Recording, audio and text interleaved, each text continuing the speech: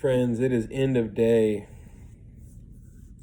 Wednesday, and someone told me, one of our congregants told me a few days ago, this past weekend, that he texted me that it was today was National Tolkien Day, International Tolkien Day. I don't know.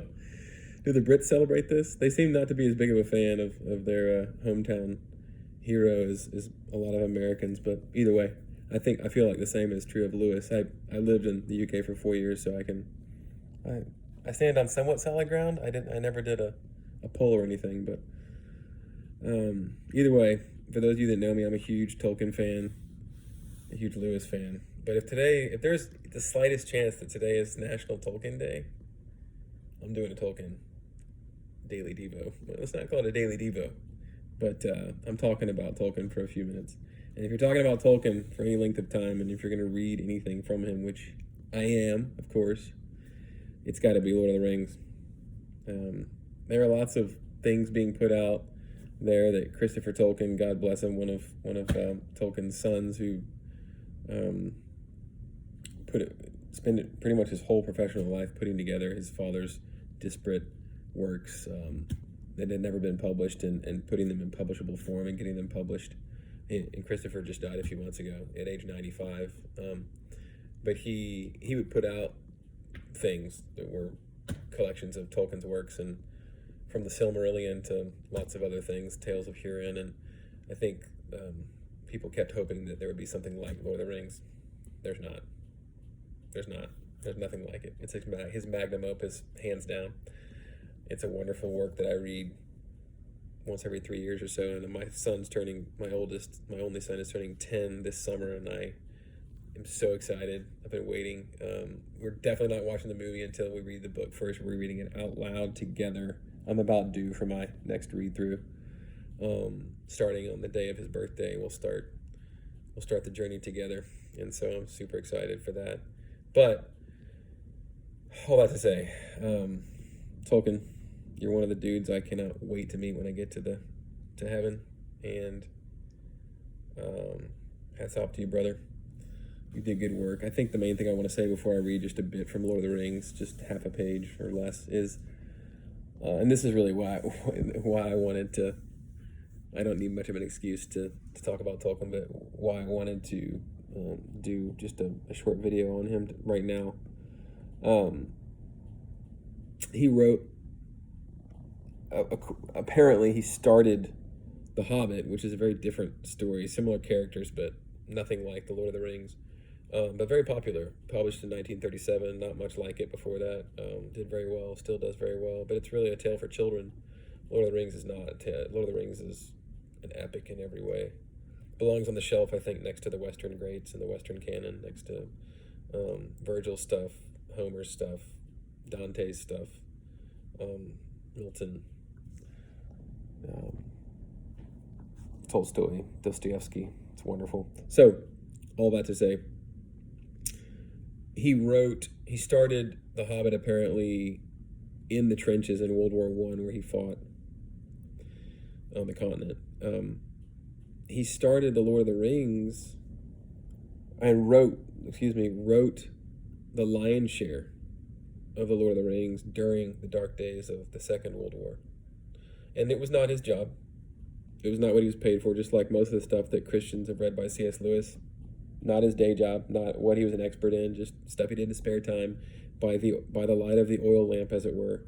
Tolkien had 4 kids, and so a wife, 4 kids, a job as a professor at an Oxford college, at Oxford University, and a world expert in philology, the study of words. And so this stuff he just did in his spare time, but he did it during the dark days of World War II. And he was faithful just to continue to plod on and on and on, to write page after page, chapter after chapter, not knowing where it would go, but it kind of started taking over. I'm reading his letters right now, and that's very much the sense that you get. He was faithful just to use the gifts God had given him, the time and the resources to write this beautiful work. And what a gift to us, to future generations. So I just want to say, in this time of, it's not nearly as dark as it was in World War II. That was extremely dark. There were weeks and months where the West thought and Europe thought this might be it for us. We might all be speaking German. Things hung on a thread, as it were. And yet he wrote. So in these dark days of COVID, of uncertainty, be looking to, the days are evil, as Ephesians 5:16 says, but make the most of them, redeem the time.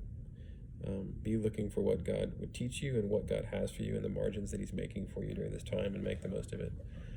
And steady as she goes, continue to turn that flywheel on whatever he's called you to. Put your hand to the plow.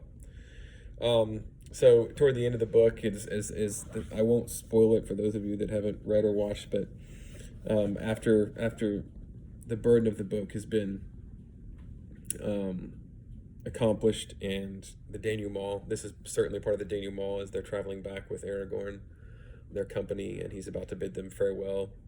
It says, the travelers now rode with more speed, and they met their way toward the Gap of Rohan, and Aragorn took leave of them at last, close to that very place where Pippin had looked into the stone of Orthanc. The hobbits were grieved at this parting, for Aragorn had never failed them.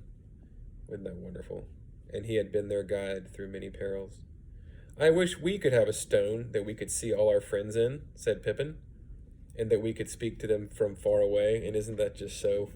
I thought that was worth reading right there, because it's he's talking about the stone of Orthanc, obviously, but of course we have stones that we can do that through, and we're very much in these coronavirus days doing that with Zoom and with FaceTime and with videos, and it's nice that we have the stones of Orthanc, bereft of absent magical powers, but where we can talk to each other from far away. They go on, and then let me pick it up here. Then Aragorn took leave of Celeborn and Galadriel, and the lady said to him, Elfstone, through darkness you have come to your hope, and have now all your desire. And here's the injunction she gives him. Use well the days. It's what I just was enjoining you all to do, and myself certainly. Use well the days. Give us this day our daily bread. Let us use well these evil days, for God has set out good works, Ephesians 2:10, for us to do in advance before our very creation. So, but let me finish with this. This is just a sublime little passage here. It's just worth reading just for the sake of the beauty of the prose. With that they parted, and it was then the time of sunset. And when after a while they turned and looked back, they saw the king of the west sitting upon his horse with his knights about him. And the falling sun shone upon them, and made all their harness to gleam like red gold. And the white mantle of Aragorn was turned to a flame. Then Aragorn took the green stone and held it up, and there came a green fire from his hand. Now, isn't that beautiful? You don't need to know anything about the story to enjoy that passage. The beauty of his writing, countless times throughout the book, every time I read it, makes me literally weep, saline tears. Just a thing done well is a thing worth doing, is a thing of beauty for its own sake, and certainly for the glory of the Lord. So whatever we do, let us do it well for his glory, and let us make most of the time and use well the days. Tolkien, God bless you. Happy National Tolkien Day, if indeed that's the case, and if not, I'm still glad I thought it was, and I didn't even look that up on purpose before making this video, just because I wanted to make it so badly and talk about Tolkien and read a little bit from Lord of the Rings to any lucky sap who doesn't know Tolkien yet, hasn't read any of this yet. Happy journeys, and we'll see you guys soon. Take care. God bless.